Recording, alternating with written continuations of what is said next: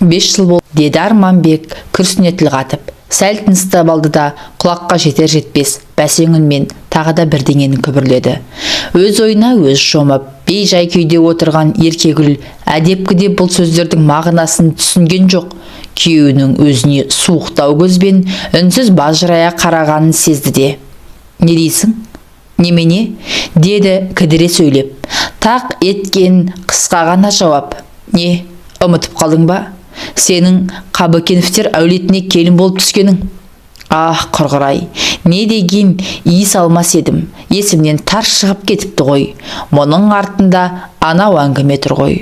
Сол тұр ғой, қап әттеген-ай». Еркегүл өз ырқынан тыс лып етіп орнатып тұрды. Күйеуінің қасына қалай жүгіріп барғанын да байқай алмаған.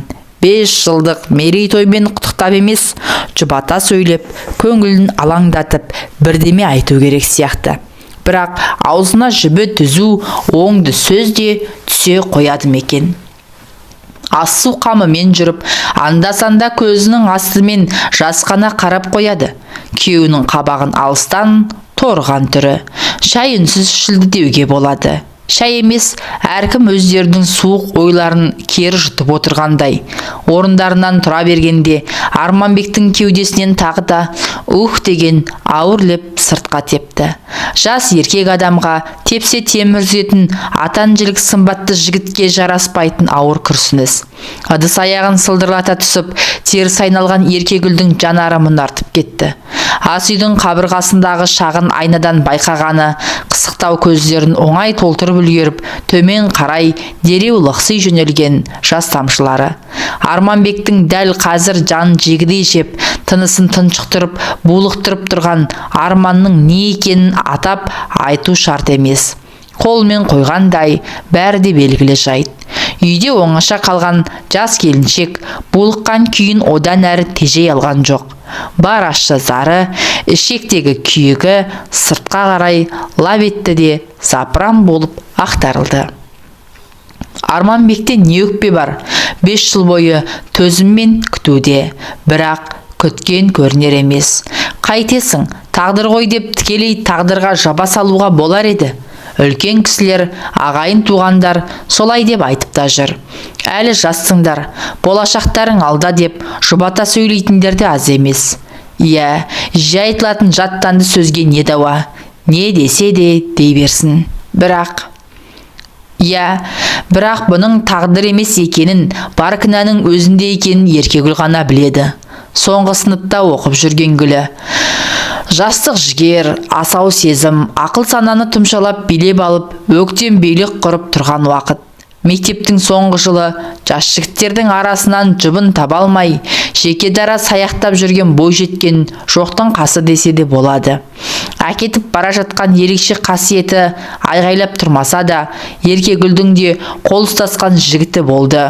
Кім екенін, қайдан шыққанын, аты жөнін тәлпіштеп айтудың қазірде қажетіне. Әйтеуір бірінсіз бірі тұра алмайтын сияқты еді. Ауылдың бой жете бастаған көп қыздарына тән тіршілік, ағаларын алыстан айналып өтіп, шешесінен шеттей қашып жүріп, мұғалімдеріне іс тастайтын дәлелсіз себептер айтып, кешке қарай жиі кездесуге шығушы еді. Бір-біріне тартқан албырт асау сезім, көзсіз құштарлық артынан неге апарып соғатынын түсінбеді-ау десе болмас. Бірақ мәніне жете көз салмаған сияқты. Мектепті бітірместен-ақ сезіп еді жағдайдың қиындығын. Жүрген баласы оқуға жүрем деп, абитуриенттердің алдыңғы легімен алыстағы қалаға аттаныпты. Бар сенгені, болған сырдың бір түйін тастамайтын, ақтарып айтқаны, ағарып айтқаны, сөз жастайынан жақын көретін немере әпкесі еді. Оның кесімі жалғыз-ақ болды. Құтыл, өзім көмектесем, масқара болатында ештеңе жоқ. Болашағыңды ойла. Тығырыққа тіреліп, одан шығардың амалын таба алмай ала сұрған жас қыз үшін әпкенің айтқаны ата заңмен кем болған жоқ. Көзді жұмып тәуекел етті. Өзінің сол бір ауыр күндеріндегі бар ойы, ышқынған жалғыз мақсаты да сол болатын. Аудан орталығындағы бір дәрігер арқылы ешкімге сездірместен өксік тастатты. Бұдан кейін ойы кідірместен өзінің көзін құрту болатын. Содан дереу маңайда алғаны қала жақ. Алматы емес, Астана емес, таныстары аз кездесетін басқа қала. Жастықпен екпіндеген жігерлі күндері уақыттың да, қыздың да аяқ қолын жерге тигізбей алға қарай дедектете жөнелді. Қызығы думаны мол студенттік шақ, бірде тоқ, бірде аш, қызықты күндер. Содан соңғы курста Арманбек екеуі бір-біріне алыстан көз тастады. Сымбатты денелі, қабағы қалыңдау, шықшыты кең, сұрса жігіт, бойы жұмбаққа толы тылсым жан секілді. Біреуден ілгері, біреуден кейін көрінетін қарапайым қалыпта Еркегүл де ажарсыз қыз емес. Бойындағы бар міні, көзінің қысықтығы болмаса, оның да амалын тауып, бүгінгі күннің талаптарына сай келтіріп бояп қоятын. Оның бәрін қойшы, үйленгендеріне міне бүгін тура 5 жыл толыпты. Бірақ үйдің ішінен былдыр-былдыр бөбе күні естілмейді. Неге бақырып шақырып, аттандап жылап, есік пен төрдің арасын ыбырсып жататын бала жоқ? Тағдыр десе, тағы да үлкендер. Сол тағдырдың осынау ауыр үкіміне Арманбекте мойын сұнған сыңайлы. Тек ауыр күрсінді. Келіншегінің бетіне тік қарай алмай алып қаша беретін тұнжыр көз қарасы. Сол күні кешкісін күйеуінің көтеріліп басылып тұрып, апай төсін құшақтап жатып, «Арманым», деді Еркегүл ақырын ғана. Дауысы әдеттегіден жіңішке түсіп, біртүрлі нәзік шықты. «Осы біз бала асырап алсақ қайтеді?» Ауыр мінезді жігіттің қастары дір ете түскендей болғанымен бірден жауап бере қойған жоқ. Төбедегі көзге көрінбес асылын түсінбегендей шалқасынан ұзақ жатты да. «Рас, мынауың идея екен», деп қаттырақ дауыстады. Екеуі осы мәселені қанша сөз еткенін кім білсін, әйтеуір ұзақ сөйлескен сияқты. Талығып барып, түннің бір уағында ғана көз іліккен. Әңгімені ұзаққа созған жоқ. Әрқайсысы өз ата-аналарына хабар беріп ақылдасқан болды. Тіпті олардың ақылдарын бұл жерде қажеті де шамалы сияқты еді. Бөбекхананы асықпай аралап жүріп, ақыры дегендеріне қол жеткізді-ау. 2 айлық қыз бара. Дәрігерлердің берген қорытындысы бойынша денсаулығы жақсы. Солақ екен, үйдің ішіндегі неше жылдан бергі қабырғаларды керіп, сіреп тұрып алған қызарлы тоң лезде сейіліп сала берді. Қабағын қарш жауған беймәлім көңілсіз көлеңке де әлде қайда зым-зия жоғалғандай. Екеуі мәз мейрам, жас нәрестемен бірге ілесе кірген қабат-қабат қалың шаруа да үйдің ішін үйірмен толтырып алып кетті.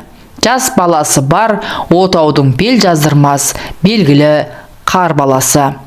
Әсіресе төбеден төнген қара бұлттай бір-біріне тақаса түйісіп жатып алған қалың қабақтардың жазылғанын айтсаңшы.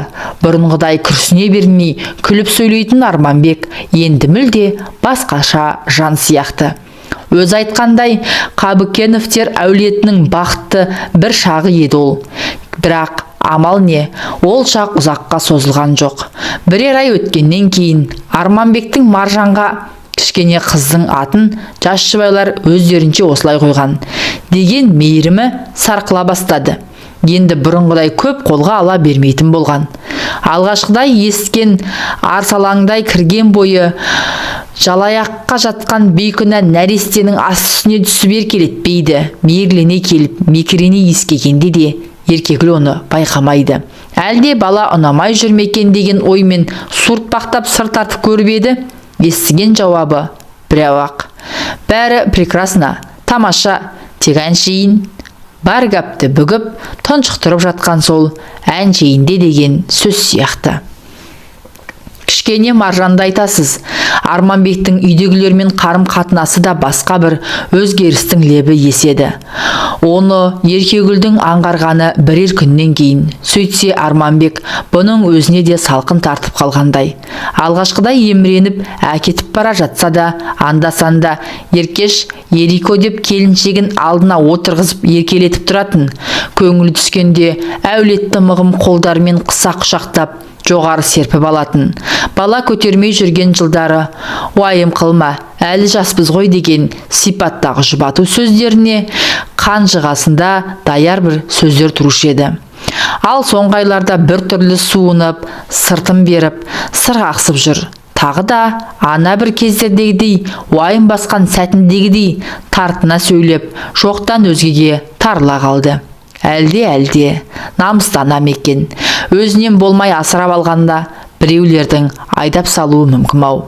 Еркегүл осы болжамына берік тоқтады. Былай қарап тұрсаң, басқадай себеп жоқ секілді.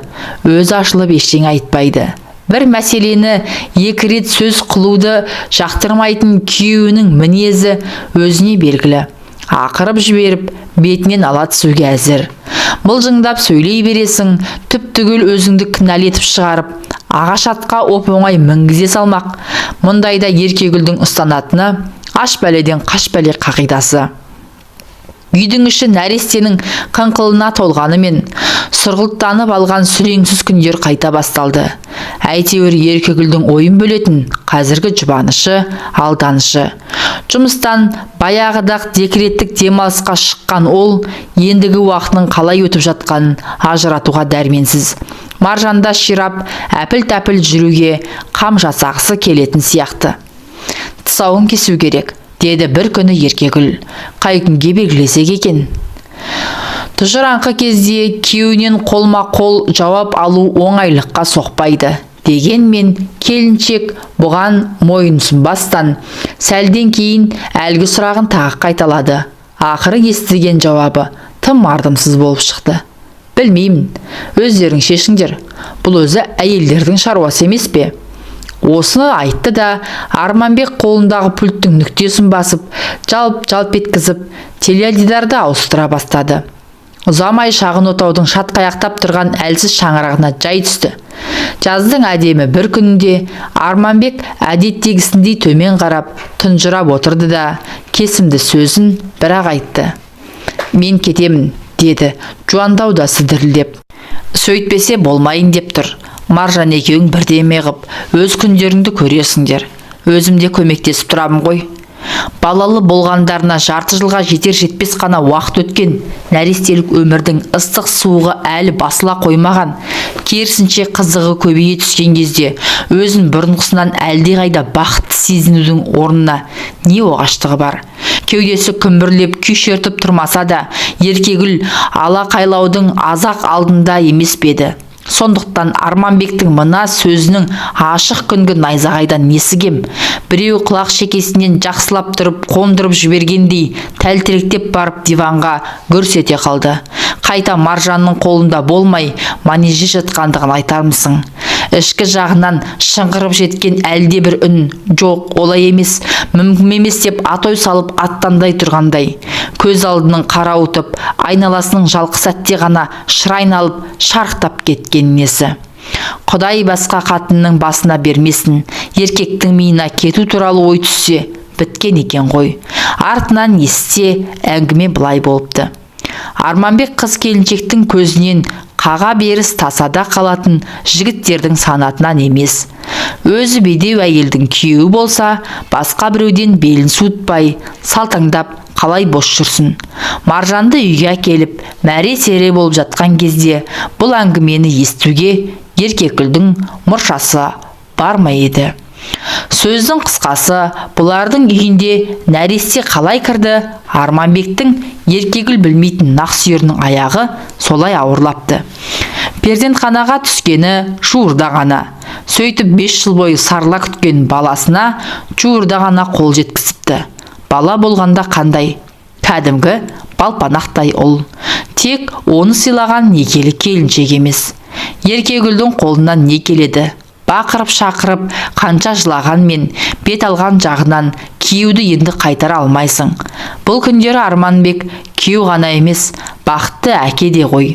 Бәлкім ол өзінің шын шаңырағын жаңа тапқан шығар. Жүрегімен жақсы көретін сүйікті адамы, ол өмірге әкелген өзінің бел баласы. Енді не керек? Қайт үйге деп жата қалып, жалбарынудың қисынсыз екенін Еркегүл жақсы түсінеді. алданышымен өткізген уақыт қиыншылықсыз болды деп айта алмайды. Бірақ Еркегүл бәрібір өзін сорлы адам ретінде сезініп көрген емес. Кішкене ширап жүруге жарасымен ақ Маржанды балалар бақшасына өткізді. Көп нәрсені көңіліне алмауға тырысып, бұрынғы атқарып жүрген қызметіне де құлшына кіріссін. Содан бір күні, оқиғаның бәрі осы бір күннен басталды ғой. Бір күні Маржанды балабақшадан әдеттегідей жетектеп алып шыға берген. Қоршаудың сыртында бері қарай күн сала қарап бір жігіт тұр екен. Қасынан өте берген Еркегүлге бас аяғы жоқ. «Сәлеметсіз бе?» деп жайраңдап амандасты. Таныстардың бірі болар, қара басып танымай қалғанын ба деп келіншек әлгі азаматқа еріксіз бұрыла қарады. Құр ерін жыбырлатқаны болмаса, дұрыстап амандасқан да жоқ. Бейтанысқа үңіле түскен қысық көздерінде бұл кім деген жалғыз сауал ғана. Қанша қадалғанымен шырамын алар емес. «Кешіріңіз», деді әлгі жігіт жан таласа жүріп. «Көңіл күйіңіз жақсы ма?» Танымағаннан кейін бе? Еркегүл енді тіркеу кетті. «Менің көңіл күйімнің сізге керегі қанша?» деді қатаңдау үнмен. Сол кезде басына бір ой сақ ете қалғаны. Апырмай, осы Арманбек жіберіп жүрмесе, қызын көріп, жағдайым біліп қайт демей, солай-ау шамасы. Ол осы ойды басына алды. Еркегүл жүрісін жеделдете түсті. Сүрініп қабына бастаған Маржанын қыңқылына қараған жоқ. Кейіндеп артта қалған жігіттің: «Қарындас, неге қаштыңыз? Сөйлесейін деп едім» деген даусына қайрылмады. Дәл солай екен. Арманбектің жансыз ғой. Менде несі бар десеңші? Кеттім екен, енді жайымен жүрсін. Артымнан біреуді сүмеңдетіп салып қоймай. Ертеңгісін балабақшаға келсе, міне ғажап. Тағы да сол жігіт жай жүрген жоқ. Маржанды жетектеп алыпты. Қасында тұрған топ тәрбиешісіне де назар аударар емес.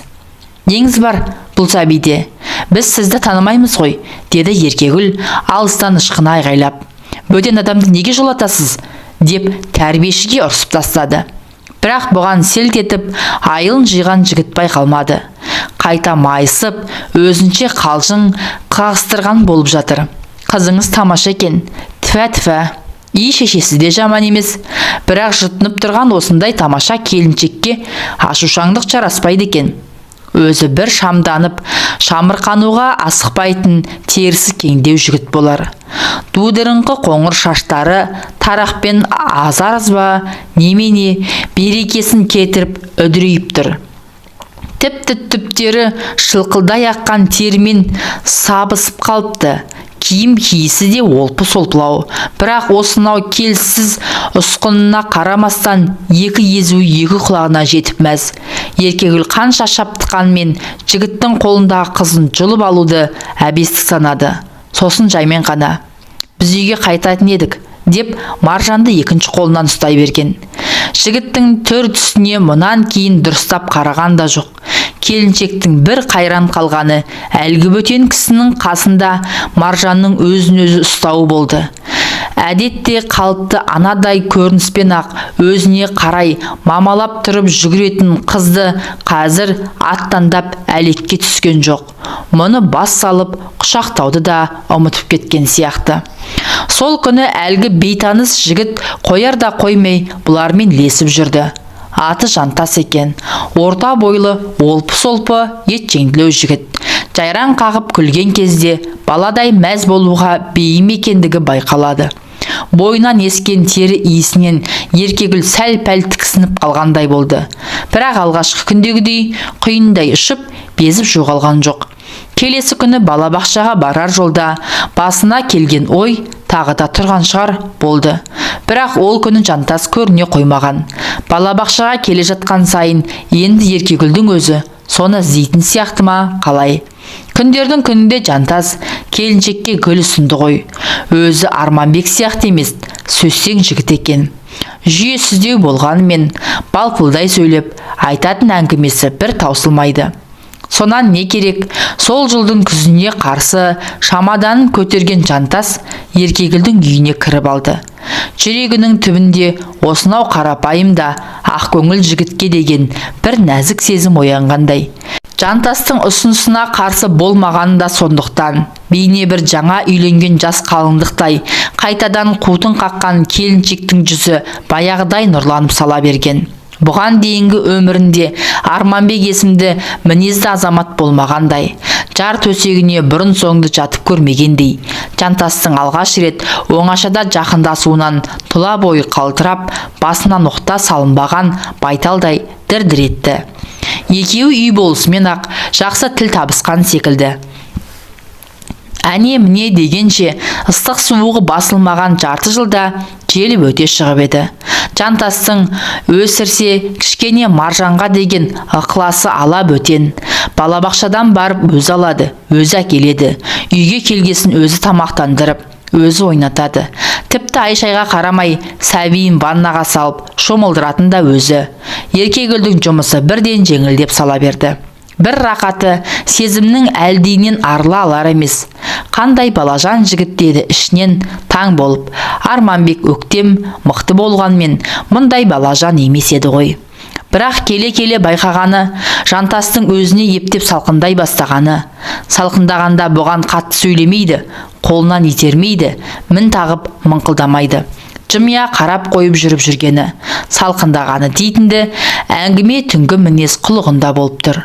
Алғашқы араны басылып қалған ба, немесе түнде жатысымен бас салып құшақтауға азайған.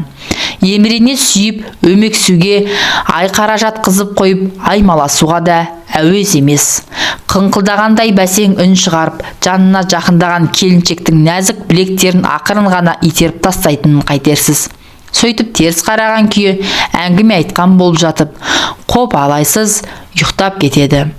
Кетер алдында Арманбек те сөйтті емес пе? Әлде бұның да біреу болып жүрмесін деген ой сақ ете қалды Еркегүлге.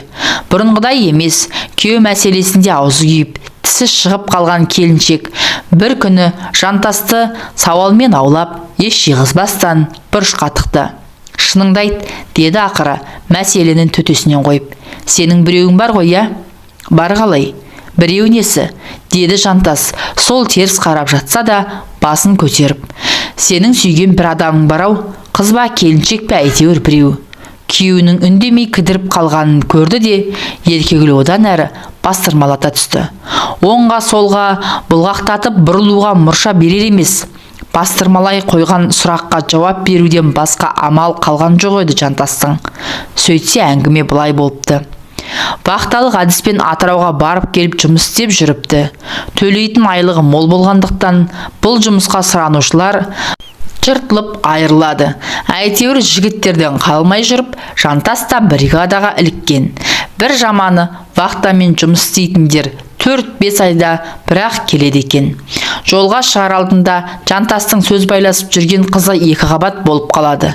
Қайта айналып келгенше босана қоймайтын шығар деп ойлаған Жантас бастапқыда телефон арқылы хабарласып тұрған. Кейін ол қыздан мүлде дерек болмай кетеді. Вақталық жұмыс уақыты бітіп, шағын қалаға қайта оралған Жантас дереу сүйген қызын іздеуге кіріспей ме? Еш жерде із тоғы жоқ. Ақыры бір таныстар арқылы қыздың дерегіне қанығады. Республиканың жаңа астанасы, Астана қаласында мәдениет ошақтары кеңінен дамып келе жатқан кез. Жантастың қызын сонда мықты бизнесмендердің бір мейрамханада би билеуге шақырған екен. Аяғы ауыр бойжеткен баласын босана салып, алды-артына қарамастан дереу солай аттаныпты. Ал баланы осы қаладағы перзентханаға қалдырып кеткен екен. Астанаға бармай тұрып, Жантас жаншыра сәбиін іздемей ме? Перзентханада да, тастанды балалары паналайтын бөбекханаларда да бұрынғыдай тек тіркеу журналында ғана жазумен шектелмей, жазбаларды дереу компьютерлерге енгізіп тастайды екен. Сондықтан Жантастың өз сәбиін тауып алуы онша қиынға соға қоймайды. Шешесінің аты жөні, туатын мезгілі белгілі. Ақыр ізбен қуалай отырып, ол сәбиді Еркегүлдің асырап алғанын біледі. Бірақ заңды түрде әкесі болып саналмайтындықтан баланы меншіктеуге Жантастың ешқандай құқығы жоқ еді. Ойлап тапқан бір амалы басы бос келіншекке үйленіп алу болыпты. Осы әңгімені естігенде Еркегүлдің кеудесін әлдебір жіңішке нәрсе тіліп өткендей болды. Жанына батқаны жантастың махаббат емес, есеппен үйленгені. Екінші жағынан алып қарағанда байғұс жігіттің жазығы жоқ. Көкек анадан туған жалғыз қызы үшін жаны шырып жүр. Сол күннен бастап Еркегүл қатты өзгерді. Баяғы Арманбектің ізімен тұйықталып тұнжырай түскендей көп ойланды. Сарылып жатып, талай таңдарды ұйқысыз атқыздау. Сол ұйқысыз түндер оның бір нәзік сезімін нығайта түсуге қызмет еткен екен. Осы күйеуі вахталық жұмысқа тағы да аттанып кететін кезді сезді. Күндер санап, түн арыла телефонмен сөйлеседі.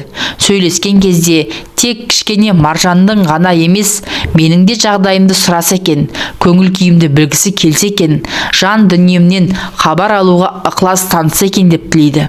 Кім біледі, мейірман әке қандай махаббатқа да бейім шығар. Әйтеуір қайырымды жанның қатыгез боларына көңіл сенбейді.